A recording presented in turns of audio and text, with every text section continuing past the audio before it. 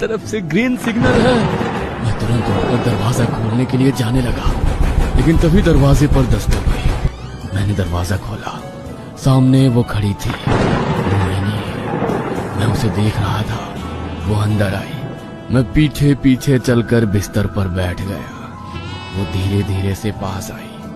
मेरी आंखों में आंखें डालकर उसने अपने होठों को मेरे होठों से लगा दिया। कुछ समय बाद वो दूर हो गई और मुझे फिर से देखने लगी।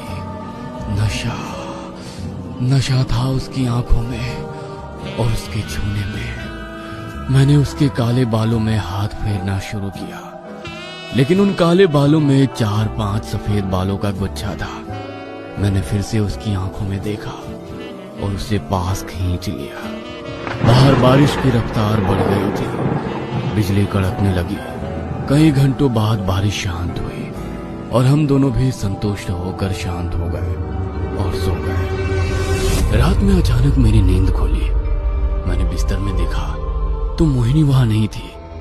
मैंने कमरे में इधर उधर देखा तो मोहिनी खिड़की में से बाहर देख रही थी। मैं उसकी तरफ बढ़ा और मैंने उसे धीरे से आवाज लगाई, और मोहिनी, लेकिन उसने मेरी तरफ देखा भी नहीं।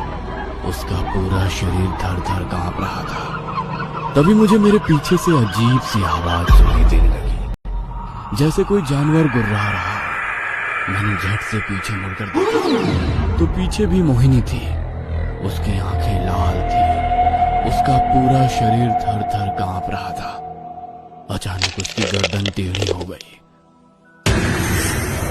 और मेरी नींद खुल गई। अरे बाप रे, कितना भयानक सपना था। मन ही मन कहते हुए मैं उठने की कोशिश करने लगा, लेकिन अचानक उठने का मन नहीं कर रहा था। बहुत थकावट महसूस हो रही थी। हाँ, रात की मेहनत के बाद वो स्वाभाविक था। मैं वैसा ही पड़ा था और बाहर की ओर नजर डाली। ना जाने क्यों मुझे थोड़ा धुंधला दिखाई दे रहा था। मैंने खिड़की से बाहर देखा कि बगीचे में एक औरत कुछ खोद रही थी और उस पर एक फावड़े से मिट्टी डाल रही थी। मैंने अपनी आंखें मलकर देखा, लेकिन कुछ स्पष्ट नहीं दिख रहा था। आंखें मलते वक्त मेरी नजर मेरे हाथ पर गई। मुझे झटका लगा क्योंकि मेरे हाथ पर झुर्रियां दिख रही थी, जैसे किसी बूढ़े इंसान का हाथ हो। मैंने उठने की कोशिश की, लेकिन जल्दी से उठ नहीं पा रहा था। ऐसा लग रहा था जैसे बदन में कुछ ताकत ही ना हो। मैं मुश्किल से उठकर आईने के सामने आकर खड़ा हुआ। आईने में एक पूरी तरह से बूढ़ा हो चुका व्यक्ति नजर आ रहा था। मैंने अपने चेहरे पर हाथ फेरा और मुझे एहसास हुआ कि मैं ही अब बूढ़ा बन चुका था। लेकिन कैसे, कुछ भी समझ में नहीं आ रहा था। मैंने जोर से चिल्लाना शुरू किया। मैं कमरे से बाहर जाने लगा। लाख कोशिश के बावजूद मैं कदम नहीं उठा पा रहा था। मैंने धीरे धीरे कदम बढ़ाए और नीचे आ गया। उस बूढ़े की वो आराम कुर्सी खाली थी। मुझे बहुत थकान महसूस हो रही थी। मैं उस कुर्सी पर बैठ गया और जोर जोर से सांस लेने लगा। कुर्सी भी अपने आप आगे पीछे झूल रही थी। मेरी नजर दरवाजे पर गई। वहां वो खड़ी थी, मोहिनी। वो मेरे पास आई, मुझे देखकर हंसने लगी। मैं उसे देखकर रोने लगा। क्या किया तुमने ये? मैं ऐसा कैसे हो गया? क्या मिला तुम्हें ये करके? हाँ? मैंने अपनी कमजोर आवाज में उस पर चिल्लाया। वो मेरे पास आई और अपने बालों में से हाथ फेरते हुए मुस्कुराती हुई चली गई। कल जहां कुछ सफेद बाल थे, वो अब नहीं थे। पता नहीं क्यों, लेकिन अब वो कल रात से भी ज्यादा जवान लग रही थी। हंसते हुए वो वहां से चली गई। मैं रो रहा था। इसके आगे मैं कुछ नहीं कर सकता था। मेरी नजर उस टेबल पर गई। वहां टकीला वोडका की बोतल थी। वो बूढ़ा कहाँ गया, ये सवाल मेरे मन में आया। फिर मुझे वो सुबह का दृश्य याद आया। मैं समझ गया कि मोहिनी ने उस बूढ़े को ही दफन कर दिया था। इसका मतलब वो बूढ़ा मर चुका था। मैंने कांपते हाथों से गिलास में शराब डाली और होठों से लगा ली, लेकिन आधी शराब फिर से होठों से रिसते हुए नीचे गिरी।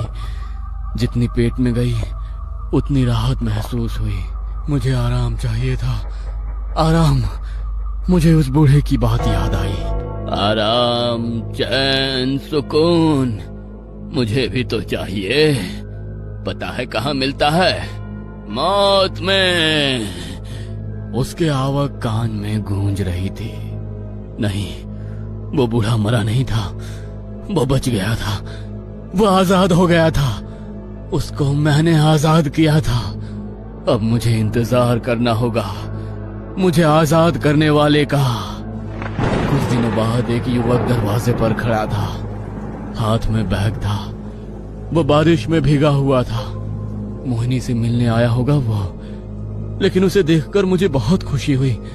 मैंने अपनी कांपती हुई आवाज में उसे आवाज दी, आओ आओ आओ, अंदर आओ, अंदर। मुझसे ज्यादा खुशी उसे हुई थी जो सीढ़ियों के पास खड़ी थी, जो अब उस नए युवक की जवानी चुराकर खुद को सदा जवान रखने वाली थी। वही मोहिनी।